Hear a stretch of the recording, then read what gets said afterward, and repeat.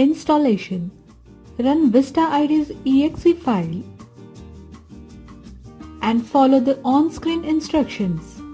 We suggest you to give all required permissions for smooth functionality of the software.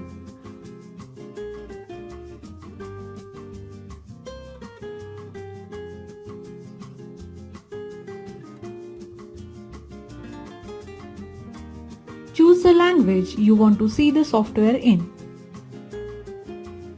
The software will ask for registration. If you want to use this as a trial version, then choose to run as trial and output is with watermark. If you have purchased the software, then fill up the details and register online. You may choose to register it offline.